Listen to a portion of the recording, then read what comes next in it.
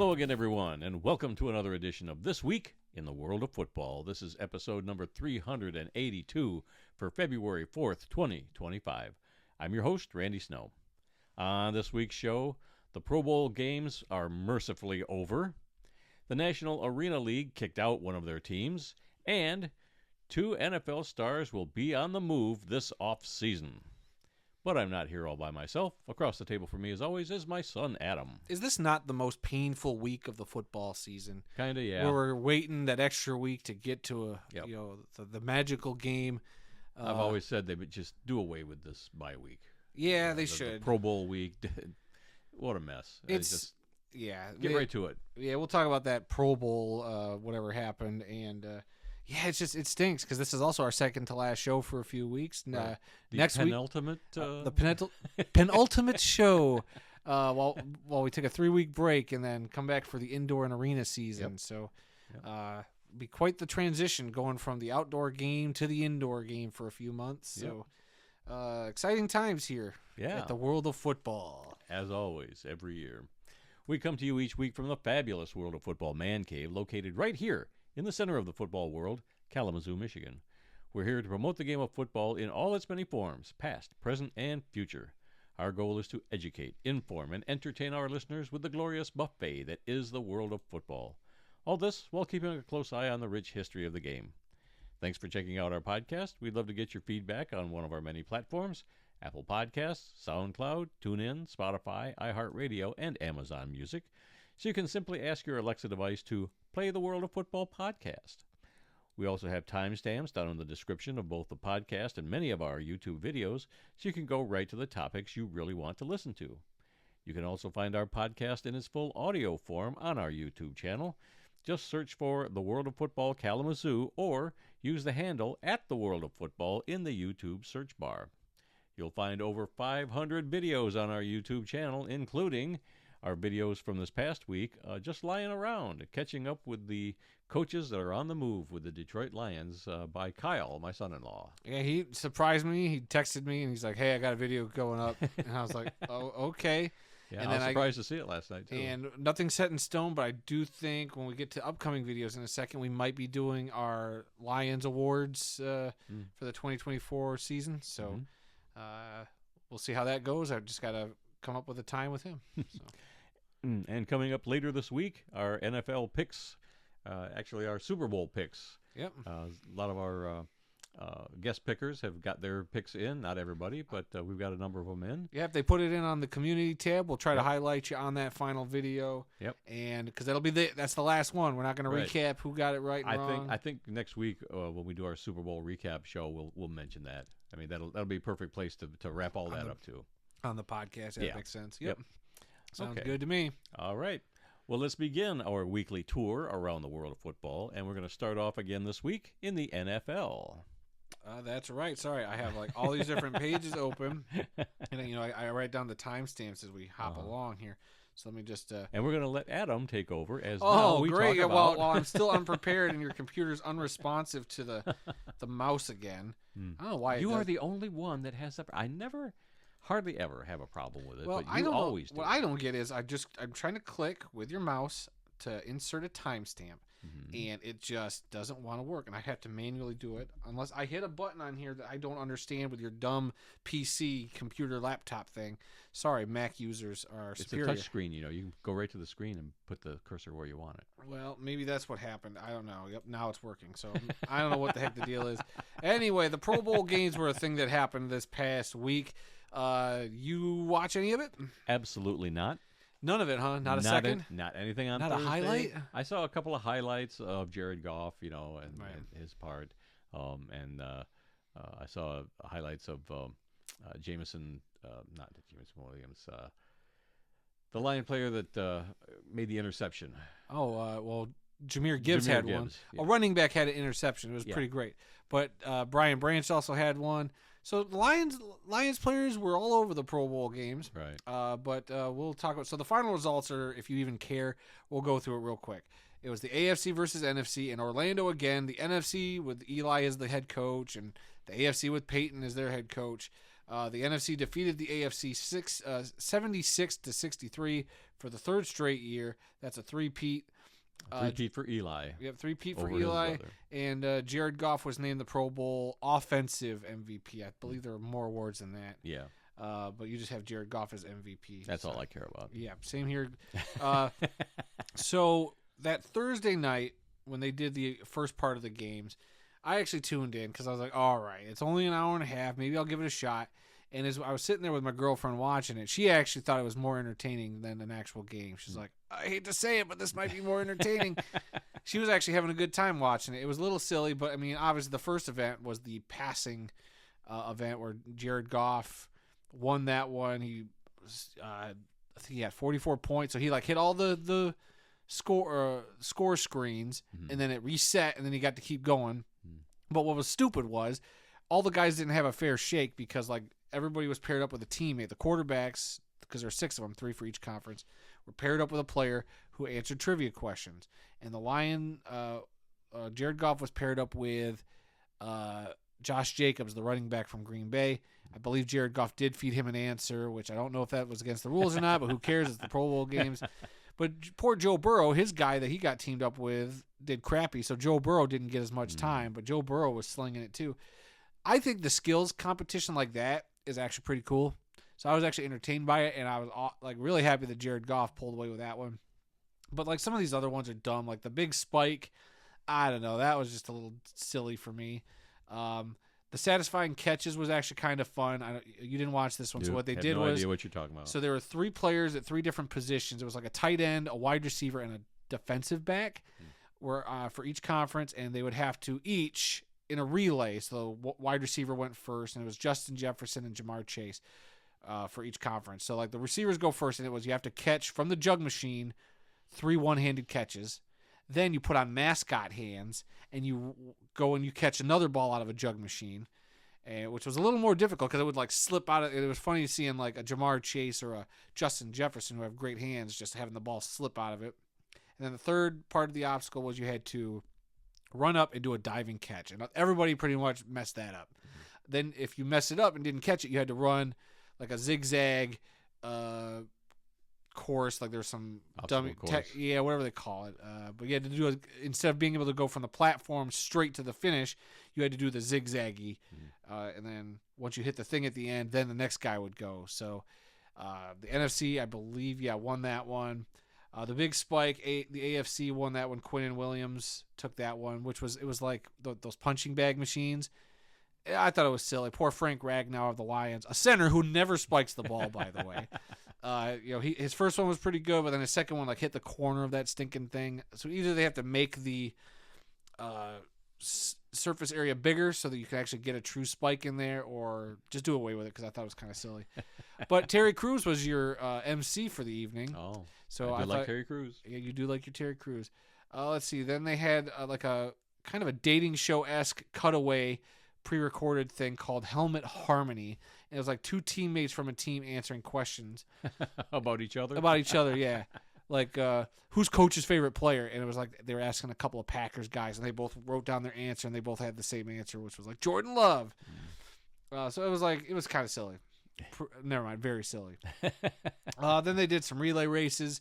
They did like best out of 3 heats.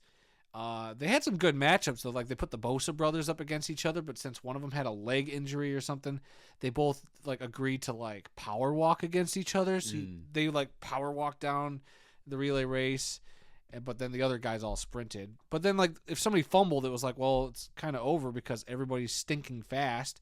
So like Jahmyr Gibbs, the Lions running back at one point, was like the last guy to go for the NFC.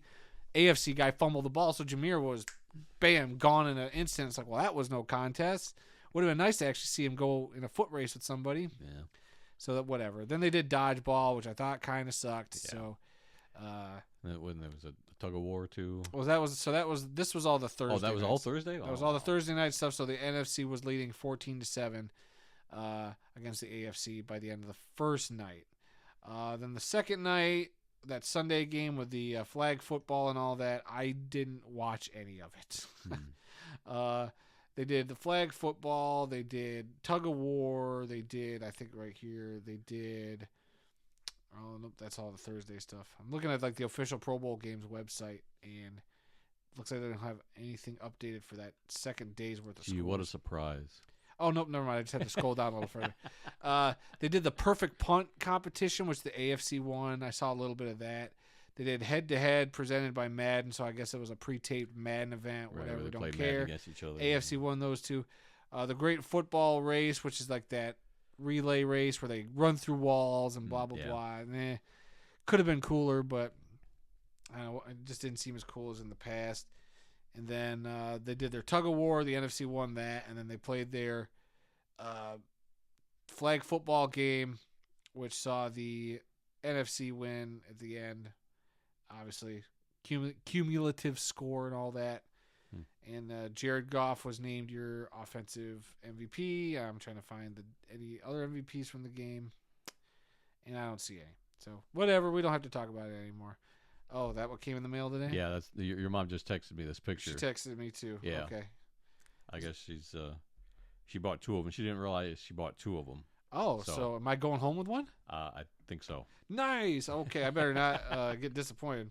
They're Aiden Hutchinson bobbleheads holding Aiden Hutchinson bobbleheads. Yes. That's pretty sweet. But anyway, so yeah, the Pro Bowl games just need to die, and that's a video idea I have. I used to keep track of, when it was an actual game, the scores and who won and who had the longest, winning streak, or what the total, it was like a tie, they were tied 20-20 or something like that. And it's just such a mess now. I can't stand it. It's not as fun. Don't like it at all. It's not as fun. But I don't know what you do to fix it. I mean, I have some ideas. What would you do to fix the games? Or do you just kill it and just... I say just do away with it. I mean, if you want to call it something different, it's not Pro Bowl. It shouldn't be Pro Bowl games. If you still want to come out with a Pro Bowl list for who's on the a Pro Bowl team, I think having an all-star roster is still something to do. But as far as doing this crap, no, I'm never watching it. I've seen a little bit of what little I've seen over the last couple of years. I have no interest whatsoever in watching any of this bull. Yep, it should just be killed off. Like, I think the last few years I've talked about my idea of the NFL Olympics. I think that is what they need to do, and I'm thinking I'll do a video on why it should all be, because you need to kill the Pro Bowl, and what it needs to end up, because you need stakes. You need something that people are actually going to care about, and something the players would actually want to care about. So why not find out who the fastest guy in the league is. I'm sure some of these guys want to be like, heck yeah, I'm the fastest dude. And then guess what? You give them a big trophy and a big fat check. You're the NFL, you can do it. Yeah. And fans will want to tune in for an Olympic style, like, hey, we're going to watch these guys go around a track? Heck yes, I want to see Jahmyr Gibbs go against Jamison Williams and Tyreek Hill and whoever else is considered the fastest guys in the league. And then what other I like some of the quarterback competitions. Like, I think that would be fun. Yeah, get like the top 5 or 6 quarterbacks, and I think you do away with the conference thing. You just get the 5 best quarterbacks that fans would vote for. Like, who do you want to see compete in a competition? Right. You know what? I want to see Burrow, and I want to see Josh Allen, and I want to see Baker, and I want to see Jared Goff, and I want to see Jalen. Whoever, or you get them all. Whoever can show up, you do that, and then you give them hardware. You give them. You give them. It's like the NFL honors. I think it should be more in line with NFL honors.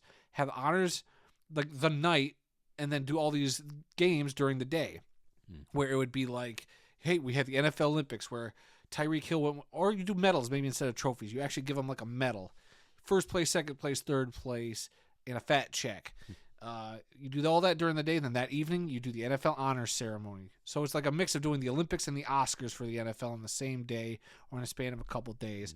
Because you want your players to be invested. Like, that's the one thing that bums me out is, like, the players don't care. Like, even some of these games, they didn't give a crap. Like, even all the fake crap of Peyton Manning. Oh, yeah, we studied film and blah, blah, blah. It was cringier than watching wrestling. Like, it was that bad sometimes.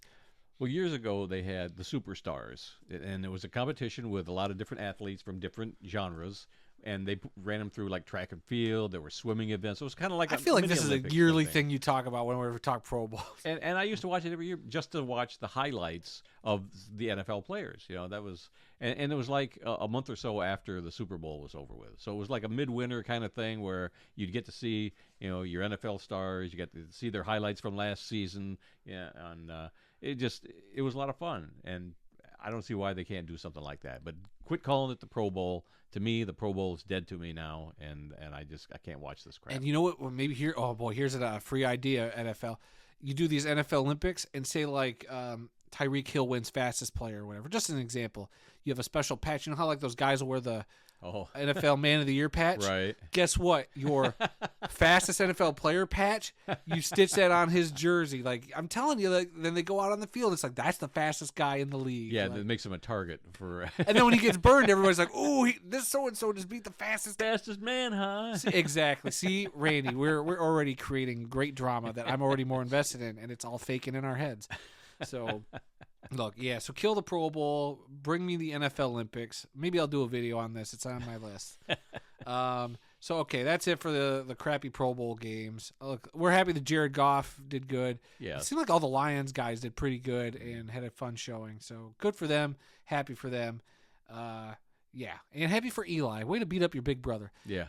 All right, so I guess you got some NFL news lined up, huh? Yeah, speaking of Super Bowl ads, I saw this yesterday. 30-second ad this year is going for $7 million, but some sponsors are paying closer to $8 million for a 30-second ad.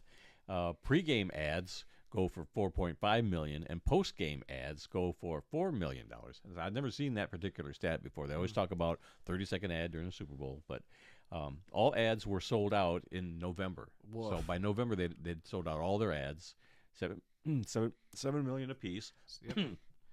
And they had a little historical thing that talked about year by year. So I'm not going to go year by year, but for Super Bowl I in 1967, a 30-second ad cost $37,500. Jeez, in 1967 it's money. insane to me. And like I know, like what I look forward to is when we do our show next week and we just do a whole segment about the commercials and movie trailers and stuff that premiered during the game. But you think about it, like I wonder how many of these movie trailers or anything that happens is going to be like, well, here's 15 seconds, go watch the trailer online. Like that's it. That's all you have to do. But we'll see what happens. I bet you we get like a Stranger Things teaser. They've done that on the Super Bowl before.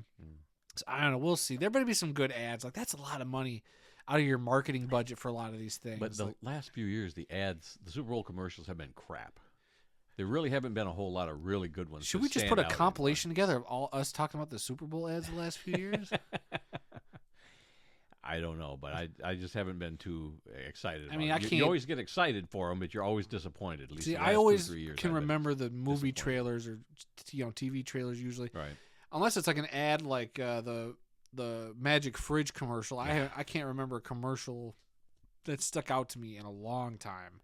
So well, I'm looking forward to the Anheuser-Busch, the Clydesdales. They're doing some special Clydesdale commercial. And shoot, half of these commercials are already leaking online if you're really looking for them. Like, so why are you paying $8 million if we're already going to see it? Like, let's see what else we got here. The Raiders are hiring Chip Kelly as their offensive coordinator. He just won a national championship as the offensive coordinator at Ohio State. He was the head coach at Oregon at one time and at UCLA, and he was also a head coach for the Philadelphia Eagles for 3 years and for the 49ers for 1 year. So, the Lions aren't the only ones that are losing coaches left and right. You got a national championship, everybody wants your assistant coaches. Yeah. We'll see. Chip Kelly really hasn't amounted to much to me the last several years. I mean, obviously now winning a national title as a OC. Right. But, I don't know. It does seem like the Raiders are just going all in this year, like the press conference Pete Carroll had, where they're just, we are not rebuilding. We don't have a 3-year plan. It is, we're trying to win now. Yeah. So you get Chip Kelly, decent offensive mind. He's had success in the past. Shoot, why not? I saw a list of the salary cap for all 32 teams, and I can't remember who was in last place, but number one with like $140 million in cap space was the Patriots. Oh yeah, and Patriots got money. Detroit was at number 8 with like 56. Yeah, 56. Million.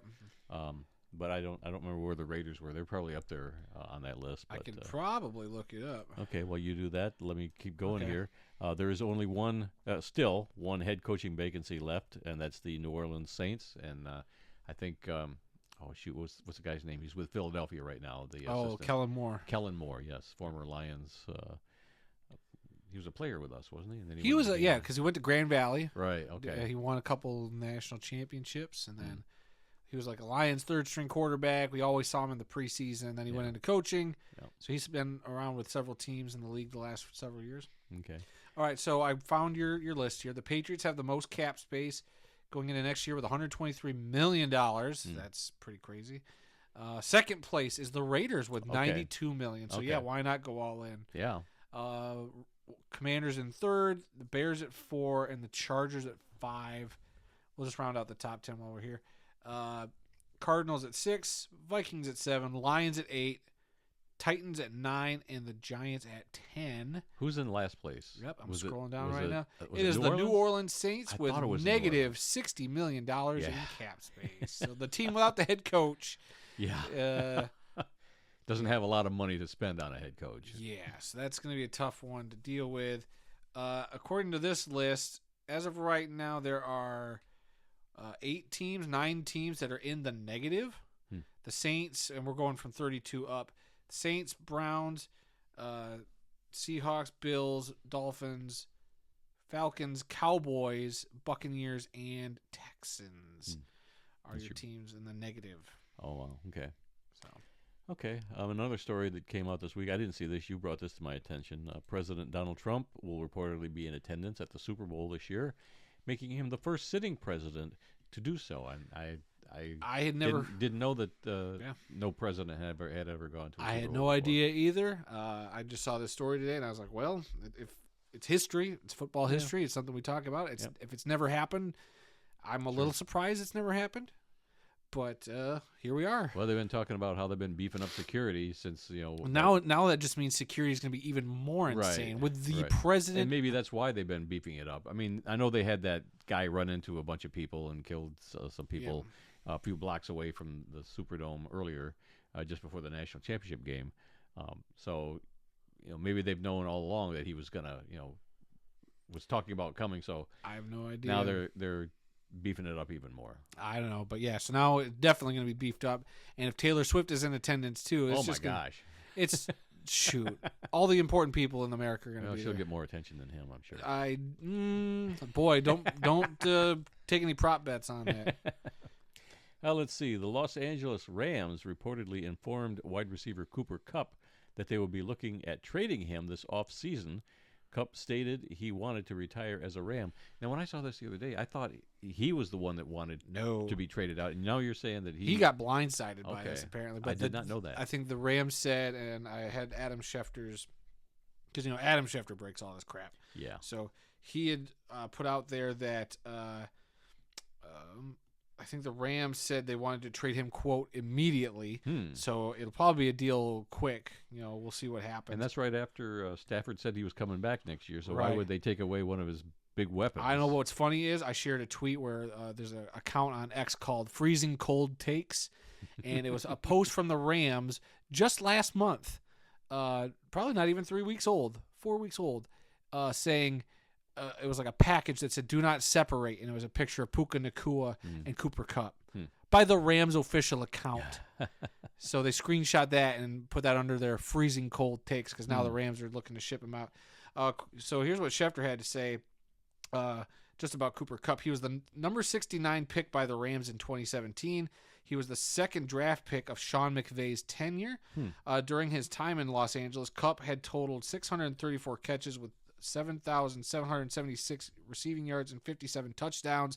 He won the Offensive Player of the Year and Super Bowl MVP in 2021. Right, yeah, that was a phenomenal season he had. He also holds the record for the most yards from scrimmage by a wide receiver in a single season, 1,965, and the most receptions in a single season or single postseason with 33.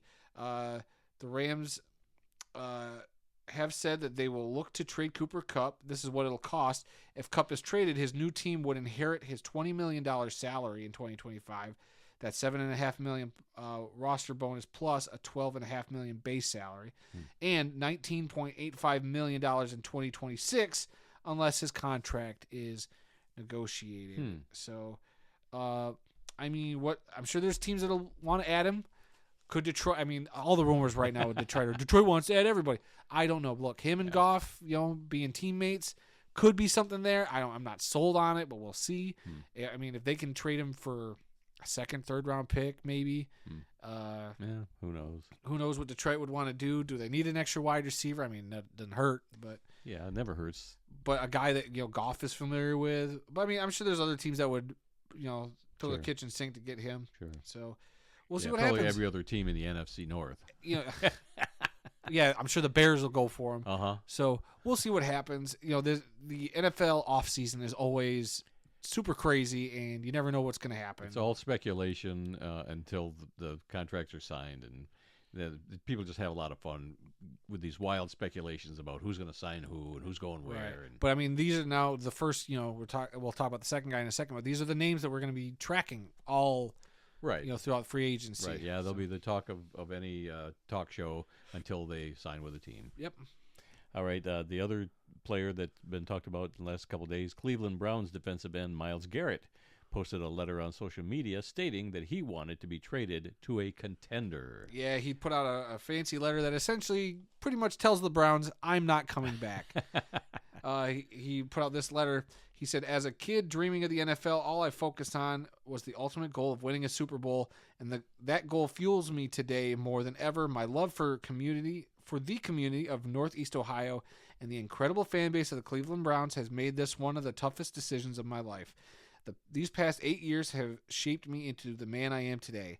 While I loved calling this city my home, my desire to win and compete on the biggest stages won't allow me to be complacent.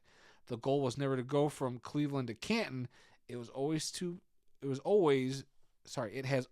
been to compete for and win a Super Bowl. With that in mind, I have requested to be traded from the Cleveland Browns. Now, correct me if I'm wrong. Wasn't he the guy that smacked the guy with his helmet? Yeah. Yeah. The Steelers quarterback. I forget who that was, but That was Mason Rudolph. Mason Rudolph. Yes. Ripped his helmet off him and then swung it at him, and was suspended for a few games for that. Hey, football gets dicey, emotional, and that was years ago. It's in the past, Randy. I think the Lions should trade for him. So. But yeah, the big question now is what's the asking price? Is it a couple first-round picks? What is Cleveland looking to recoup for losing this guy? I mean, he's an 8-year vet. His production hasn't super declined, but it's not like it used to be. But he's still a solid defensive. Any team would want him. There's 31 teams that should want a Myles Garrett on their team. Yeah. But the asking price of 2 first-round picks might be a little too much for some teams, especially trying to get their future in order. Right. But, I mean, I'm sure there's some contenders out there that, you know what, we'll get rid of a couple first-round picks to see if this guy can help get us over the hump. So didn't work out for the Rams when they traded a bunch of first-round picks to Detroit. Yeah, it did because they won a Super Bowl that year. Okay, one. And then that's been it. Hey, and the goal is to win a Super Bowl, Randy. They've been trying to dig out of a hole ever since. Well, I don't know. I think if you're a team like the Lions, it's definitely worth looking into. I know everybody's going to have their feelings like, oh, you shouldn't. Especially with the Lions, who've done good at trading or picking in the first round. Lions have had a really good track record the last several years. But at what point does pick number 28, 29, 30, 31, 32 amount to much? I mean, it's a crapshoot either way. If you don't have that one, then now you're looking at pick number 64. But those are the pick. That's the pick range that a contender would be in. So, I mean. Because Myles Garrett doesn't want to go to, you're picking at 4 and you're going to trade. Like, I don't want to go there. Like, it's going to have to be one of those teams. And I think for a team like the Lions who have a decent draft history, like, you can still get guys in the second, third round that are going to be productive players. Okay, you lose your first round pick, but look what you gain with a Myles Garrett. A Myles Garrett will probably be miles ahead of, pun not intended, will be, well ahead of any guys you're going to draft, in the first round. So. Yeah, well, especially late in the first round too. Yeah, well, we'll see. We'll see. I never try to predict what our Lions GM is going to do, but I've liked everything he's done so far. So I mean, I wouldn't have made some of those picks or done what he's done, but it's obviously worked. He's a smarter man than I am, so I'm just going to sit back and say, you go find somebody. We'll see what happens. Yeah. I would be over the moon if they did it, and I think the asking price of 2 first-round picks is not crazy. So yeah, we'll see. All right, college games. Last Thursday, It was the 100th edition of the East-West Shrine Game, and that was played at AT&T Stadium in Arlington, Texas. The East team shut out the West team by the score of 25-0. This was the first shutout in the game since 1969. I mean, you don't get too many shutouts in the East-West Shrine Game, obviously, but they got one this year. And then on Saturday, it was the 76th Senior Bowl in Mobile, Alabama. The American team defeated the national team 22-19. So those were the big college all-star games. Trying to get their looks at the or by the NFL scouts that are there checking these players out and working with NFL coaches for coaching the game. So good for them. I hope they all had good games and they will improve their draft stock. Yeah, it's a shame that the NFL doesn't partner better with these college games and make it a bigger deal. Like instead they promoted the Pro Bowl games instead of, hey, how about these two games that are going to have future NFL players in it? I mean, sure, I think they pop up on NFL Network, but I mean, I haven't seen anything because they've always had the NFL Players Association Bowl where it's sponsored by the NFL Players Association. Yeah. And I haven't seen much on that. It's probably coming up in the next week or so. Maybe. I just haven't seen much on it, so I'll have to check into that this week and see what's going on. All right, let's move on to some other happenings in the world of football. We're going to turn our attention to the AF1, Arena Football 1. The league announced that Evergreen Now is going to be their exclusive streaming partner. They're going to offer 2 games on Evergreen Now in the first week of the season. The first one's going to be on Saturday, March 8th. That's going to be the Orlando Predators at the Southwest Kansas Storm. And then on Monday night, March 10th, it's going to be the Wilkes-Barre Scranton Mavericks at the Corpus Christi Tritons. Evergreen Now will be available on Roku, Android, iOS, Android TV, tvOS, Google TV, Fire TV, Samsung, and LG on February 28th. And then it's also going to be available on Vizio in April. Oh, so right after the season. So if you have Vizio, change your product now so you can get the game. Most of these I've never heard of. I've heard of Roku. You know what iOS and Android are. Yeah. I mean, I have a Fire TV. Right. So we've got a Samsung TV, and I know there's channels on there if you go just a regular TV. And LG is probably another TV network. Google TV, can you get that on, not on YouTube, but I mean. It's probably, yeah.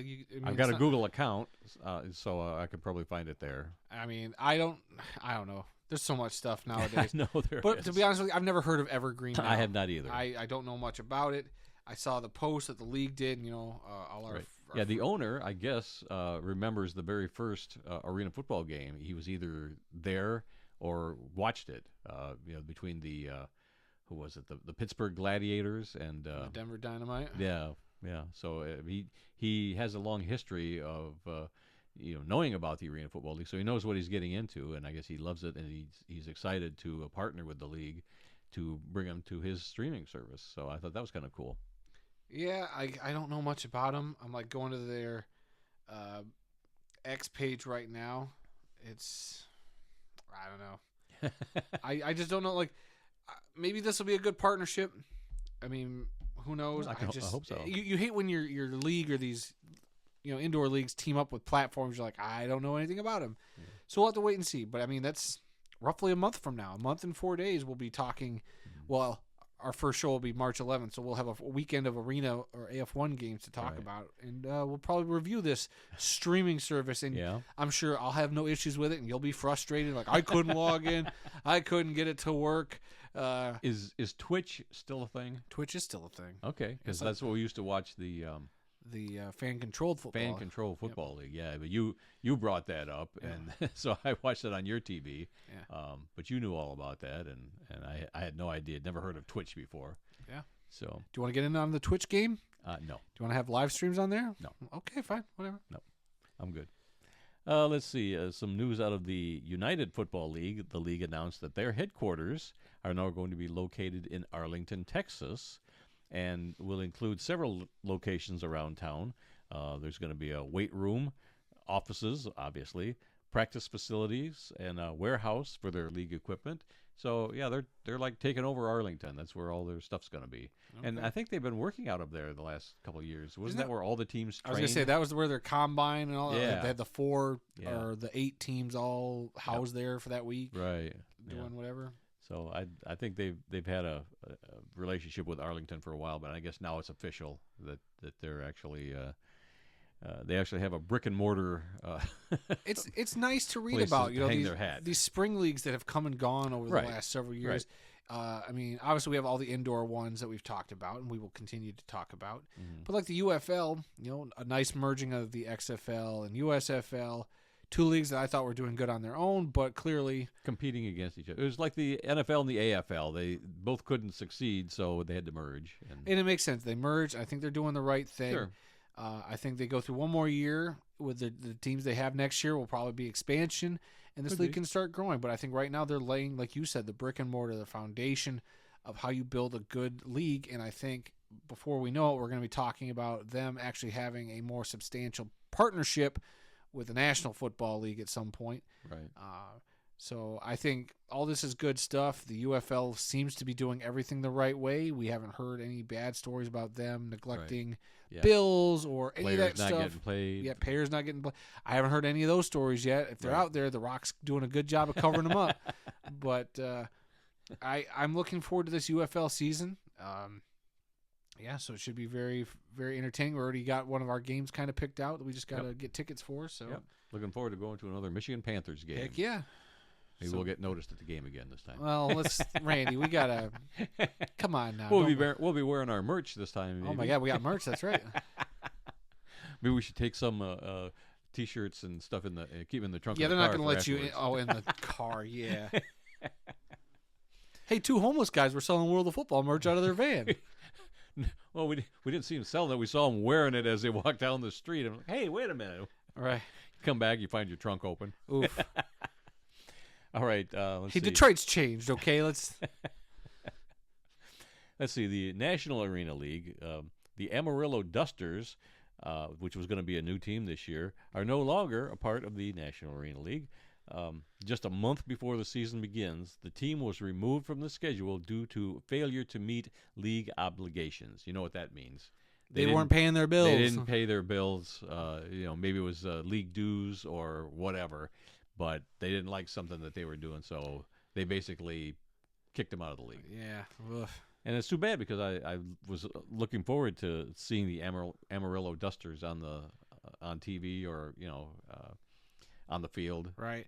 But what's crazy is I believe it was Trey from over on Off the Wall pointed out that they have not changed on their X account like their header that says they were still in the American Indoor Football League. Well, maybe that's part of it too. I mean, I don't know, or maybe they just were a mess behind the scenes still. This is the problem with a lot of the indoor leagues is that who's running these operations, who's taking it seriously, like if you don't have a good social media team, like we've always talked about, if you don't have a good social media team, that's not going to point a lot in the right direction. Like, you need a good app.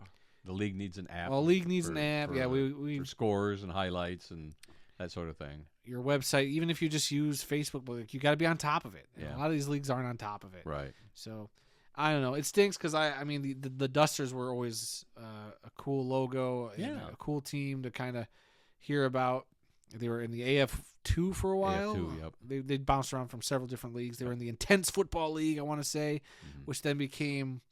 Did it become a different league, or is that just when they hopped to the AF2? Because it was the Intense Football League, which was all those Texas teams for a couple of years. Right. Yeah. And then I think they jumped to AF2. Then they disbanded, and I can't remember. But years and years ago, there was a show called Only in America, and it's not the one with Larry the Cable Guy. He did a thing called Only in America, but this was another show. I don't know if it was a series or just a one-time thing, but they actually followed one of the Amarillo Dusters coaches around, and he was literally living in his car in the parking lot when he wasn't coaching the team and getting ready for games. And so it was very, very interesting to see the kind of life that the AF2 coaches were enduring at the time. Some were better off than others, but I've tried to find it on YouTube, But if anybody can find that, please send me a link. You know who could? What? Trey. Trey finds a way to dig up all this stuff. I swear he does. I just remember it was called Only in America, and it featured one of the assistant coaches of the Amarillo Dusters. All right, living in his car. Trey will be in touch. Trey's like that private investigator that you hire. He's got the big trench coat on. Yeah. So thanks, Trey. We appreciate you. You better have the hat on, too, and the voice changer.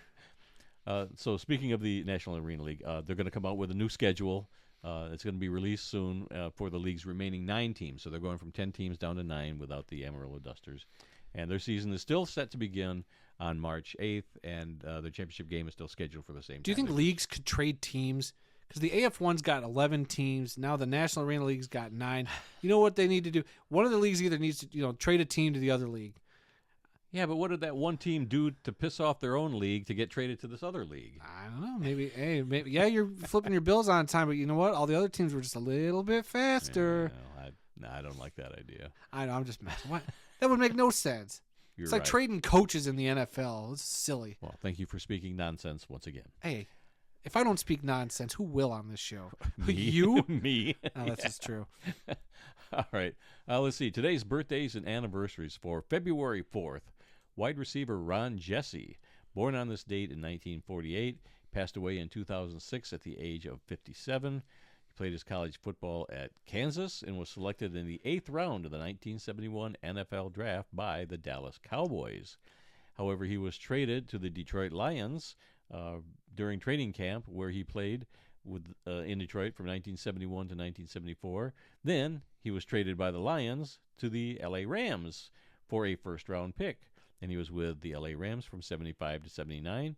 He finished his playing career with the Buffalo Bills in 1980 and 81, and he played in a total of 11 NFL seasons. I remember Ron Jesse very well. I've got a whole lot of Ron Jesse cards in my Lions football card collection.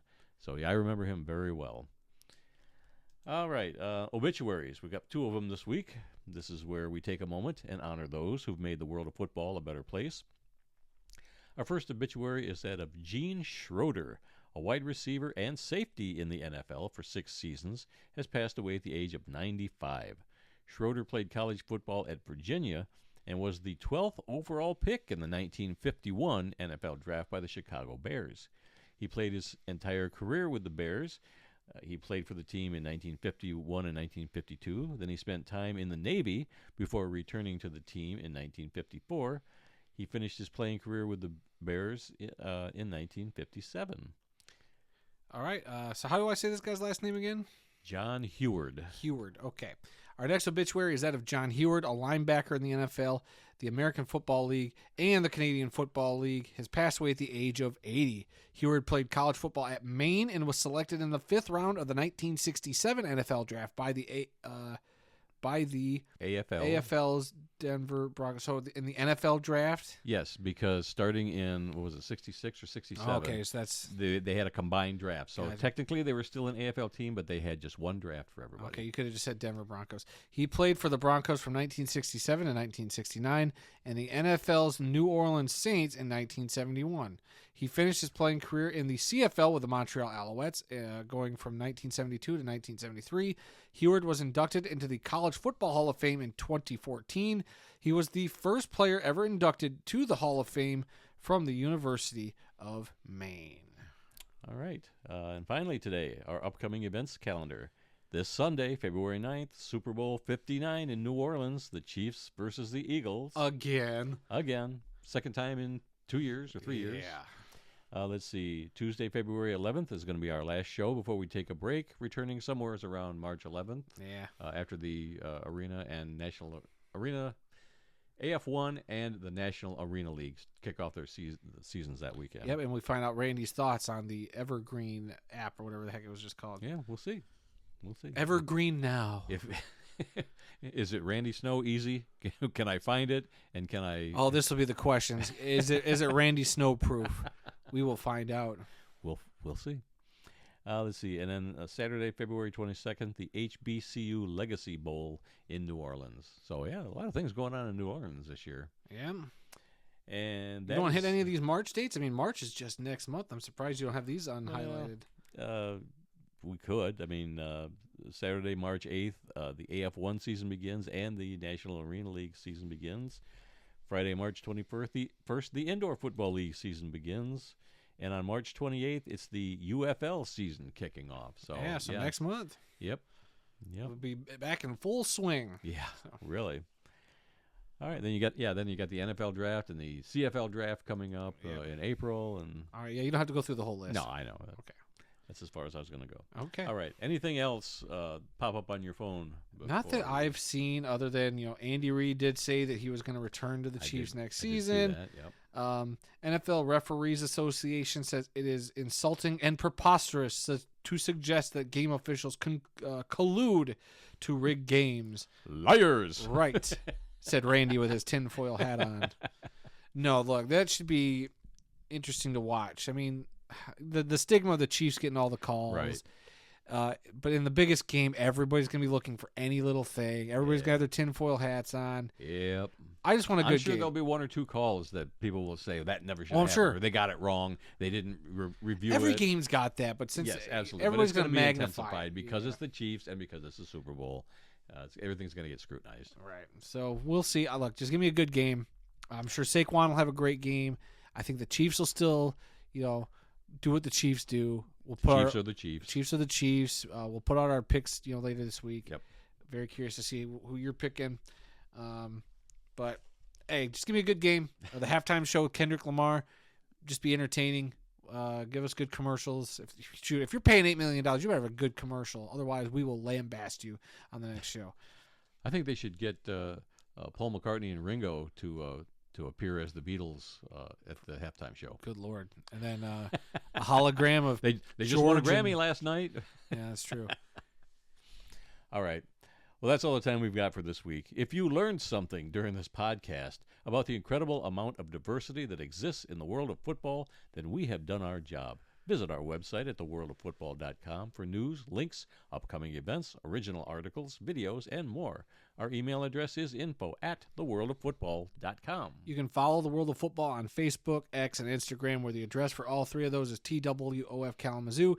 New episodes of this podcast are posted on Tuesdays and are available on SoundCloud, Apple Podcasts, TuneIn, Spotify, iHeartRadio, and Amazon Music. So you can simply ask your Alexa device to play the World of Football podcast to hear us on whatever Alexa devices you may have. You can also find the full audio version of this show on our YouTube page. Just enter the World of Football Kalamazoo or use our handle at the World of Football in that YouTube search bar. So please spread the word, subscribe, rate, review, give us a like, leave us a comment, let us know what you think, and please come be a part of the football conversation. And remember, folks, some people may love football more than we do, but nobody, and I mean nobody, loves more football than the two of us guys sitting here in Kalamazoo talking about football. Until next time, when we'll try and do a better job. Yeah, right. I'm Randy Snow. And I'm hoping everybody goes and checks out my movie channel. I just posted a review for the first time in 10 months. You mean the Adam Snow movie show? Oh, wow, that's the very same one. Just look for it on YouTube. I think we retweeted it, or you retweeted it with the World of Football account. I did. You haven't done one in what? It's 10 months. 10 months? Yep. Yeah, I had to show you a little love there, son. Thank you. I appreciate it. All right. We'll see you all next week.